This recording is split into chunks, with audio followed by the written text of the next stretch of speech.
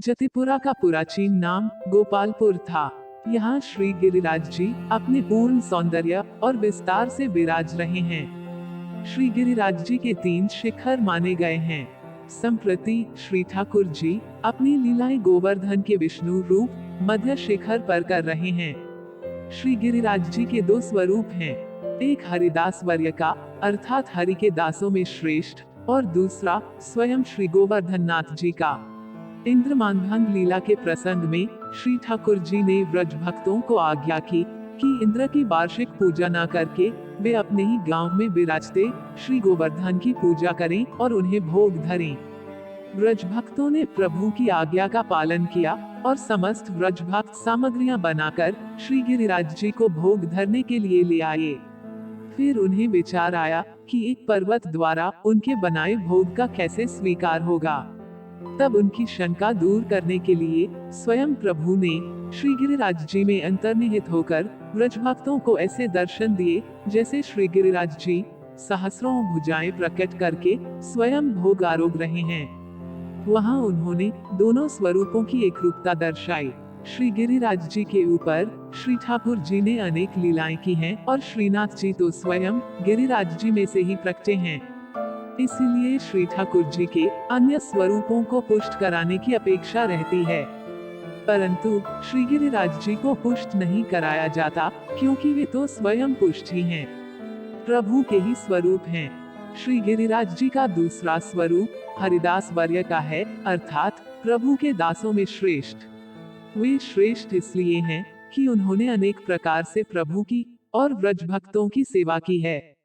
श्री गिरिराज जी 5 प्रकार से लीलोपयोगी हैं। गिरिराज जी में जो झरने आदि हैं, उनका जल श्री ठाकुर जी और उनके साथ के गोप ग्वालों को दोपहर की गर्मी और गोचारण के श्रम से उत्पन्न उष्णता से शीतलता प्रदान करता है।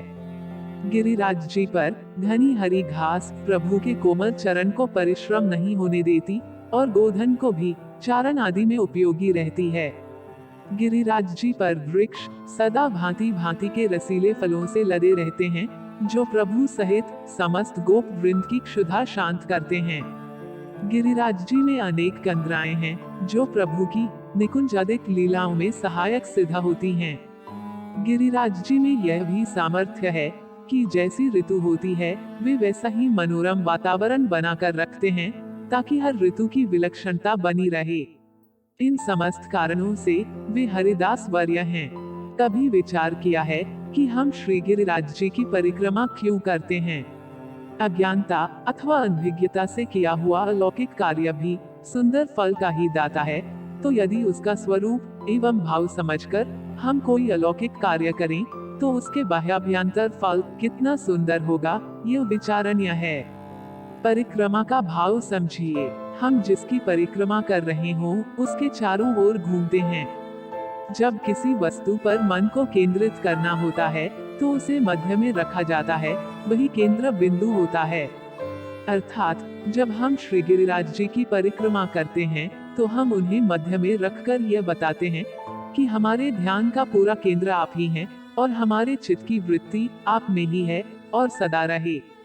दूसरा भावात्मक पक्ष यह भी है कि जब हम किसी से प्रेम करते हैं, तो उसके चारों ओर घूमना हमें अच्छा लगता है, सुखकारी लगता है।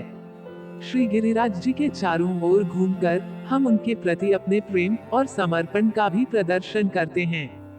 परिक्रमा का एक कारण यह भी है कि श्री गिरिराज जी के चारों ओर सभी स्थलों पर श्री ठाकुर जी ने अनेक लीलाएं की हैं, जिनका भ्रमण करने से हमें उनकी लीलाओं का अनुसंधान रहता है। परिक्रमा के 4 मुख्य नियम होते हैं, जिनका पालन करने से परिक्रमा अधिक फलकारी बनती है। मुख में सतत भगवत नाम, हृदय में प्रभु के स्वरूप का ही चिंतन, दोनों हाथों में प्रभु को समर्पित करने योग्य ताजा फल और 9 मास का गर्भ धारण किए हुई स्त्री जैसी चाल, ताकि अधिक से अधिक समय हम प्रभु की टहल और चिंतन में व्यतीत कर सकें। श्री गिरिराज जी 5 स्वरूप से हमें अनुभव करा सकते हैं, दर्शन देते हैं।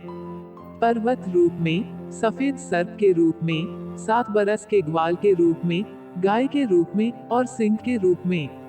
श्री गिरिराज जी का ऐसा सुंदर और अद्भुत स्वरूप है। जय गिरिराज धरण की जय श्री कृष्ण।